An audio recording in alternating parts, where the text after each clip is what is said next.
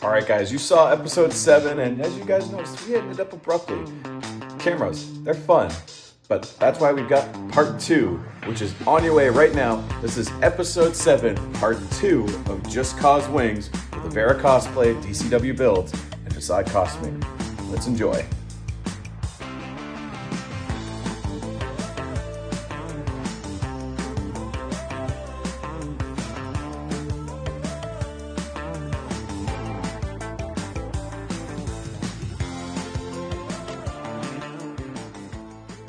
And we're back. So you guys are probably wondering, where did Pat go? Pat is now behind the camera because the camera that the film was recording on died. So now we are going to continue on with our question of cosplay that we're most proud of with Avera. Okay, so the cosplay I'm most proud of is probably not my best work because I think everybody's best work is the thing they're working on right now, right? So, but I entered my Mercy, that was Warhammer Mercy, into an online competition. I didn't get in, you know, like it was just, I remember crying in a closet, and my husband came in and I had a bottle of wine, a glass of wine, and he was like, maybe competing isn't for you. And those words like clicked with me because it was like, you're right, it's not about winning, it's not about getting in, it's about building something that you care about and keep going. So I competed it, I won Best in Show at SuperCon, and then I got pregnant. And I had to remake it for C2E2, pregnant, not knowing where I was going to end up. She ended up coming up 2 weeks before the competition. My mom's like, screw it, we're flying down, I'm gonna take care of her. You're going. I think there's something about that costume for me that is about what you can do. It's not even just hold my beer. It is like when your family surrounds you with support. When your husband and your mom and your family believes in you, and you're like, I probably should not have gone on that plane, or competed at C2E2 in that costume, or even tried to remake it. But when your family is like, you're doing something that is really important to you, and you're good at it, go, we got you. To me, that costume just means so much because standing on that stage, I didn't win. Pros and cons, maybe. But just standing on that stage was a journey of what, like when your family holds you, you know? Well, and you had your whole family supporting you too in that. I mean, from like a lot of cosplayers don't know that. Yes. And I hate that. Well, myself included. Yeah. I was actually ostracized by my family for the longest time. Give me their phone numbers. Because that's the thing that like I find, like when I say I'm a con mom, it's like it's because so many people, like my family doesn't believe in me and my family doesn't think this is cool and my family doesn't, and it's like, no, it doesn't matter if it's making hermit crab shells and painting them. You love your family and you support them in what they do. Mm-hmm. It doesn't matter what it is. So, like, whether you agree with it or not is not the issue. And so, like, the people who I needed to show up for me showed up for me so that I could be on that stage. And that costume will always mean the world to me, to know that those people exist in this world. They do. They might not be your mom, they might not be your dad, they might not be whatever, but there are people that will support you. If you call me and you say, I need a handler, I'm there. It's very nice. I mean, I'm not going to drive like really far. Just to be clear, that like there is a couple family members that have been very geared towards this and very supportive. But there are like people, it doesn't have to be family. No, I know, but like but no, I will say it's just because the creepy stuff, a lot of more fans of that. So yeah, don't get the creeps, but I mean like like No, we I need mean hot- like does I spooky, wear like, creepy gory costumes? monsters. Oh, they don't like the creepy costumes. I like creepy. I will be there for you. Like, we just need to be there for each other. Because if our parents and our family, we don't have the support system, like, if you need me, I'm there. 3 a.m., hey, should I use hot glue on this fabric? Yes. But, I mean, I'm there. Speaking of that, like, you're handling for someone who wants to be anonymous tomorrow. Who's all? Yeah. Obviously not anonymous now. Well, you'll find out who they are tomorrow. Okay. Yeah, I did not expect that. Yeah. Is it a girl? I don't know. Yeah. I think I know who it is. They're a fellow pigeon, but I think I know who it is. yeah. She knows who I know it who it is. is. I know she's here. All right. Well, anyway, like, I was just trying to be nice. I'm sorry. The con that you were talking about for Mercy, like, that's also where the pigeon chat originated. That is where the pigeons, I mean, that's where how pigeons got together. Yeah. And we're gonna go over at the end, where did pigeons come from? But before we get there, there's one last wing that we need to have. It It's- is we gotta- literally labeled we didn't do as these three. HAF. What about the Cajun Or the awesome bones. Those are. Those are not those wings. Are like in case this one is too much. Those are not they're wings. like Those are fries. what we call the emergency. Somebody's had something too hot. They're fries. So, DCW, if you will, the HAF. HAF wing. And yes, even though I'm still recording, I am also going to have a wing as well. Oh boy. Can you smell it?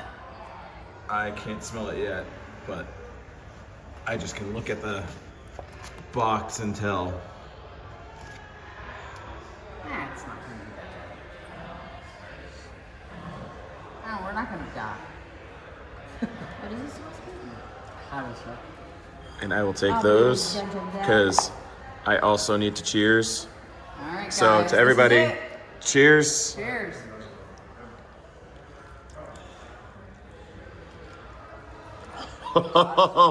That's got a kick. That is hot as fuck. Woo! It's gonna be a slow burn too. It's got both. Yeah, you can really feel it ramping up Yep. as it goes. It's gonna ramp. It's ramping. That's good.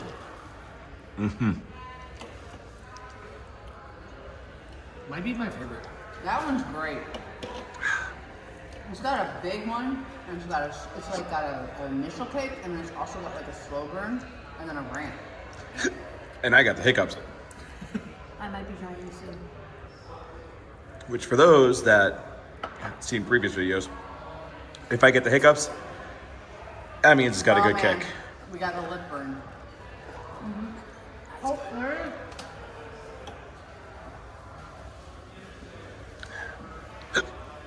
Woo! Are you guys team ranch or team blue cheese? Ranch. Ranch. I can go either way. Like, I don't like shelf stable ranch. It tastes like kind of sour. But like fresh like house made ranch, like the runny ranch. Yeah. That's my favorite. kind of. I love a good running ranch. Yeah. All right. All right. Your spicy question. We're starting with Avera. Negative competition experience. So, I think my worst experience in a competition is not one that actually I experienced. It was something that I watched. I watched a host be completely dismissive of the contestants that they were like, look, sometimes hosts don't say the right word, right? They don't pronounce the right thing. I give grace where grace is due. This was like, well, I'm just not gonna read this. And I had a fellow competitor come backstage crying. And to me, it wasn't just one, it was multiple people that day. And it was one of those things where it's like, I'm also competing. I don't want, no one should have to be momming people backstage while we're competing because someone on stage, some host, thinks that it's more about them than it is about the competitors. If you can't make it about the people who are there, who put 800 hours into their build, who are there to put themselves out there, you shouldn't be a judge, you shouldn't be a host, you shouldn't be a contest runner. Period. End of story. So, in a nutshell, people crying on my shoulder because someone was disrespectful to them is the worst competition moment I've ever had. Are you gonna go into pigeons though? What? Are you gonna go into pigeons? I might. I was thinking about using that one. So, well, it's weird because I actually haven't had many negative competition stories. The only one I can really think of, and I'm kind of scared to talk about it, but it was actually my first time doing a group cosplay, and fuck it, I'm gonna talk about it. Fuck it. It was my first time doing a group cosplay with 2 other people, and at first, like, everything was going fine. We didn't really know each other. We just all competed against each other before. And so it was like, we should all, like, enter with cosplays. And we picked a certain group. And we were like, we're all going to enter with these cosplays. And so as we're getting going, one of them started going like, well, who's going to get the trophy if we win? And me and the other person were like, we don't really care. Like, we're entering together. We just wanted to have fun with it. But it got so obsessive about, like, argument about the trophy thing that we just decided we'll just split off and then enter separately. But we'll still help each other to get in the competition. But this one person was very, very just, like, they would not talk about anything they did. They were very worried about the other, like me and the other person one-upping them to the degree where it was very uncomfortable. And I think the worst part where it got very uncomfortable was when negative person all of a sudden was like, hey, like, they messaged me and they were like, hey, I want to talk to you. You need to come to my place. And I'm like, okay. So I did. And they were like, me and you should team up and kick this other person out and enter together because I think they're trying to one-up me. And I'm like, why? That makes no sense. And they were just talking about, like, how they weren't posting progress photos anymore, and so they were worried that they were suddenly trying to, like, do something, which they weren't even posting progress photos to begin with. So it's like, why do you care? Like, we weren't upset that you were doing that. It was weird, but, like, it became a thing. I immediately, like, was like, well, did you talk to them? And they said yes, which I knew was a lie, because I talked to the other cosplayer and they were going through a very tough time. They didn't have progress photos because they couldn't work on anything, because they were dealing with putting down a couple of their pets and other things. Yes. So, they sound. Yeah, it was very awkward. I denied it. I was like, no, I'm not doing that. So we just left it at that. And then they were telling me, well, like, if you want to, like, ever get best in show, let's give you advice. And I'm like, okay. And admittingly, I heard them out on it, and I didn't approve of the advice they gave me either. So I was also like, thank you, but I'm good on my own. Listen to him. I was gonna say, I think you proved them wrong last year, so Right. literally winning best in show. But I've seen so many people, like, crash out, like, after a contest, like, crying, like, that they didn't win, they didn't place, destroying their costume because they didn't. But what I really wanted to talk about, like, Crown 2022, like, everyone worked so. It was August, and, like, it was like 95 and humid. It was rough. We were all jammed in the back hallway, sweating. They wouldn't give us water, so, like, all the handlers were, like, run, like, because the door's also locked. So, like, the handlers were, like, doing a relay to the water station to, like, give water to everyone. So we're all sweltering in the back. It was so awful. And then, like, after we went on stage, they, someone just got up on a chair and shouted to everyone be quiet. And they're like, all right, the winners have been selected, the rest of you can leave.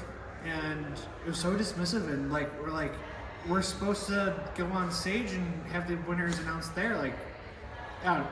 And then the winners didn't even get any acknowledgement for, like, They didn't announce all the winners. for, They like, didn't announce months. Best Armor. They didn't announce. So, Crown 2022. Oh. So we formed a group chat, like, we're all, and then we're like, all right, let's send an email, be like, hey, like, there's so many things wrong with this contest. Anyway, that group chat is growing year over year. That's where the pigeons are, and, like, but everyone from that negative experience is so supportive. We're, like, sharing, like, progress photos of any random build, asking questions, helping each other out, like, getting on Discord and just hanging out to work on stuff, and, like, sending people build books, like, hey, here's mine, like, check it out, or can you review this for me, or like I don't know how to mold and cast something, like, oh, I've done that a million times, here's a bunch of links. Like, everyone's so supportive and so helpful, and, like, it's such, so from a negative, something really positive came out. So, And the people in that chat, they range from, like, Crown, like, they don't always speak up, but there are Crown judges, there are Crown winners, there are people who lurk, and then there's, you know, there's your day-to-day, like, kind of conversationalists, but, like, they're all there, you know. So when something happens in the community, like, that is the chat where it's like, hey, so-and-so won something at, you know, whatever, and people are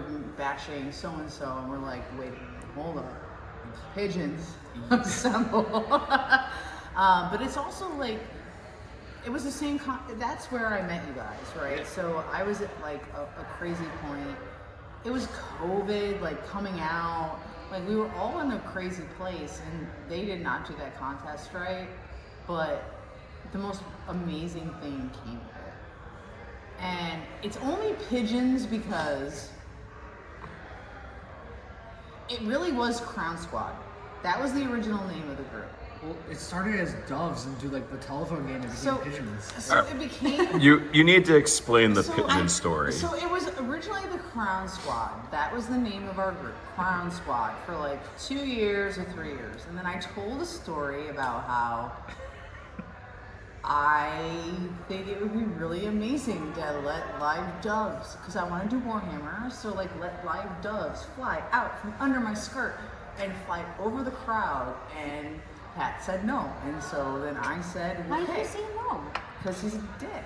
Whoa. Whoa. Pause. Hold on. Are you pausing? No, I'm not pausing. We're still going. Okay, We so I don't said- stop here unless we So have I to. said, okay, what? So, Thank you. doing what? So I said, okay, how about drones? Drone doves fly out from under my skirt. And he said, also a hazard. He goes, not a poop hazard, but still, like, I go, Ryan's gonna navigate it. And he goes, oh, okay. He's gonna navigate 45 drones over the audience and no one's gonna die. And I'm like, this is good. Everything is gonna happen. We And can so do it. We have the technology. I told that story, and then doves turned into pigeons because pigeons were at, like, they invaded the Chicago Cormac one year at C2E2. They're There's like, always birds hey, inside. Avera, locusts, doves, and I like pigeons, and then all of a sudden it was like the Pigeon Squad. It's our mascot. And now it's our mascot. Pigeons are our mascot. And actually, our main job is to screw with Pat. How many pigeon gifts have you gotten from people in the chat? You have no idea. Like, Can you rough even estimate. go? I can't can you even guess. go to a con now without some sort of pigeon paraphernalia? So, I just want to state on record, okay? I am the, in quotes, anti-pigeon person because somebody needs to be the bad guy. However, I know in being the bad Mr. guy, Ramon. I also help encourage, like, them to grow. I want the group to grow because at the end of the day, the pigeon group is community, and the community growing is really good because you guys have all killed it. You guys have done excellent. And Avera, it was part for you with the pigeon startup, and then for yourself, like seeing you guys do this and make the crown be awesome. The chat. So I don't know. There was some glitch on Instagram that like there's actually it's now called like Crown Squad 2 Electric Boogaloo. It's like the original. Like every once in a while, somehow the original chat resurfaces where it's only like the original It's like me, 25. Ganoza, Brian, you, Mary. Like it's like 10 people. At some point, the chat like glitched and kind of like so we have a second. It's the second one is the main one, but like you can't look at that chat and you read the list, and it's everybody who competes. You know, they don't always say anything, but if you tag, you know, they don't always say anything, you don't read everything. Sometimes some judges will leave because they're judging, but I think don't underestimate how much we want each other to win and how much we want each other to succeed. Look, don't discount it. I want to win. You want to win. We want to win. No one's doing this for a little plastic trophy and a giant cardboard check. it's so cool. Giant cardboard check. We want to win, but we want each other to win too. It's so cool when a contest is live streaming somewhere and like the people who aren't actively participating, it's like a live chat like commentating on what's going on, and like everyone's just like hyping everyone up like before like the regular audience even knows. They're already talking about it because like they've been paying attention, and like it's just, I mean, even last year, got back to my hotel room after the contest here, like scrolling back through 900 messages and like seeing like the live updates and like people are, like that's before you were even in the chat. I'm like, sorry. But like people were like so excited like for someone who wasn't even a member yet, and like so I've never met a more supportive group of people. Half of them I haven't even met in person. It's because like we just add people as they make it in, and like. Which like just getting into it, because like I haven't. How long have I even been in the chat? Not like just a couple months, right? February maybe. Whenever this year's announcements come out. Right. I apologize for everything I've said since February. All right, so we got to get to our last question. Our last question is, what would you tell people that want to start cosplaying and to get into it? What would you do to encourage them? I'm starting. I said this during my panel today, and it's don't be afraid to fail. Like you're gonna make mistakes and everything. Like I've sat there and looked at expensive leather, expensive fabric, not wanting to cut into it because like I don't want to screw it up. Like I mean, make a mock-up, make 3 mock-ups, like figure out like what works before, like so you can make your mistakes so you can do it right. But like I don't know, sometimes you just gotta do it. Like dirty the page before, like otherwise you're gonna sit there waiting. Like there's some quote is like perfectionism is procrastination in disguise. Like just do it and like don't be afraid. So. Well, I mean, recently, like the thing is, like my piece of advice was technically yours is just a little bit different. Yeah. Instead of just like don't be afraid to fail, just try. Like don't be afraid to try. Like, cause the main problem I find a lot, especially with people starting out, is that they're so hypercritical of how like good their work actually is, whether or not they're worthy enough to be in a contest or be in a cosplay or make a cosplay. I've seen so many people just get really hard on themselves, either through seeing it personally or through social media. Like they'll see these amazing costumes and then they'll just like nitpick themselves. Every artist does it. Every artist knows it. I do it horribly to myself. But the thing is, if you don't try at all, you'll never know how far you can get with something. You'll never know if you were good enough for that contest. You'll never know if you were like how much people would love your costume if you walked out in that. Like, and the cosplay community is so hugely supportive of everything. Like, it always blows my mind like how awesomely knit everyone is. Like, even with just like whether it's through all experiences, newer, older, like everything. Like, it's a very wonderful community to be a part of. So, We're super fun backstage. I mean, So, I think being in this a long time, I've noticed the people who are trained artists or are kind of like in that art realm are actually like they have less of a problem getting into the competition space because they're used to their work being judged. So like if you're like my son is an artist, his final is he makes a painting and he goes, do I pass my college exam, right? So I think like with art, like feedback and critique comes a lot more, it's like more common, it's more part of your like DNA. Whereas like if you're a tech media buyer, like, you know, you don't get much feedback other than here's the revenue, pay me. So I think like if you're one of those people that's worried about being judged, right? Like your work being judged. I put 800 hours in this and you're going to judge it. I think that is where some of the sensitivity kind of comes from in starting to go into competitions. But like what you have to understand is like my crap is way worse than yours. Like, I can guarantee you, this day and age, with the YouTube videos available, my first thing versus your first thing, there's no, like, so I am telling you how to make it better. Like, don't think about going into a competition like, I'm gonna win or I'm gonna lose.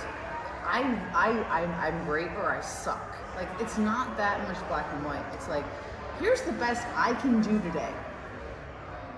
Someone might be better over here. Someone might be better over there.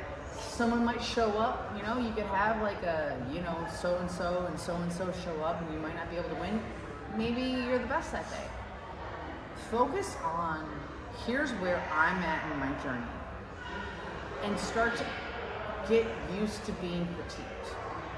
Because the best thing you can do, win, and I say this, win or lose, is to ask for feedback from the judges. yes, I was just about to When say you're that. a winner, I honestly, most of my feedback sessions are filled with winners. Because they're the ones who want to learn how to They do already won something, but they want to know what to do next. That is the attitude to have. And it's a hard lesson to learn. Because it's hard to put yourself out there. It's hard to put somebody you put 800 hours in and say, judge this, and they say, not good enough, you know? But it's not that. It just, there was something else that day. Well, and it comes to the opposite effect too. Like, if you think you're already like the best ever, you're capping yourself at your skill level. No one on this earth is the best ever. No, absolutely. Someone else is going to do something else. But I've met people who think like that, and because of that, they literally cut themselves from even learning any more than that. Dunning-Kruger is an effect. You can look it up on Google. ChatGPT will give you the full diagnosis of that cerebral. Two things to splinter off of that. I think with a number of things, in order to get better, you got to work with better people. So like, I mean, in the Crown Squad, like the pitching chat, like I feel like everyone's better than me. So like, I'm always trying to like keep pace with them and try to like push myself to be better. But also, one part that people don't really talk about, I feel like, is the marketing of your cosplay, like talking about your cosplay during pre-judging. Like, your build can be whatever it is, but if you can't explain it and articulate it to judges, to tell them like what went into those 800 hours, like just like 800 hour took me 800 hours to do this, like whatever. Like, you can't talk about it properly. Like, you can't explain it, and then like key details that might have gotten you the win just go unnoticed. So Yeah, I mean, I will say, like, for the most part, like, if you're, you know, doing something, I can tell whether if you freeze and can't talk, if you're doing techniques that are, you know, known, I'm going to be able to see them and be able to tell them. But if you, like, made your own EVA foam in a spaghetti maker, you know, like, that kind of stuff, like, I might not be able to. So, like, if you ever freeze up in judging, just focus on the stuff that nobody else would do. hey, I've actually done this. I put cosplay foam clay into a bag that they, the baker bag, and I had a tip, and if no one else in this world is doing it, talk about it, right? If I embalmed eucalyptus sleeves, for the most part, like the rest of the stuff, like if you're sewing using a zigzag stitch, whatever, we're gonna be able to pick up on that. Focus, if you freeze, focus on the things like, I shored my own sheep. And you're like, okay, yes. I tanned my own leather. Yes. Talk about those things first. Like the things you're most proud of that might not be The normal, usual, like unusual things. Like one thing I talked about was like for like a lot of the sculpting on Krampus's face, I actually used the barbecue skewer because I don't have proper tools. Oh, you were Krampus. Yeah. I didn't know that. Hi. Thank you. I love Well, her. Diet Dr. Krampus, really. I love her. She didn't. I know who you were, and I know your cosplay handle, but I didn't put two and two together. But I remember Krampus. This. Oh, I'm Krampus. Nice I to love meet you. All right, so we're down to our last thing, which is, Sometimes it's like that too. oh yeah. Oh, Like, it's like- this is what I'm talking about with the 4-year re-meeting someone thing. Just, it happens. We almost never recognize is each other. so good. And I'm glad you like it. So it kind of fits to where my last question is. Promote yourselves and say where everybody can find you, starting with down on the end right over here. Avera Cosplay, Avera_cosplay on Instagram. That's where I'm most active. I think it's the same thing on Twitter, Threads, and Facebook, but I don't know what goes on there. Facade Costuming, both on Instagram and Facebook. And I do, in fact, have a TikTok as well. So. Are And you Krampus on TikTok? DCW I Builds, haven't. Instagram, TikTok, Facebook, Threads, everywhere. All right, and if you guys thought that this was the only episode we're doing in Chicago, no, we got one more. So stay tuned, because we're going to be doing another one. Stick around.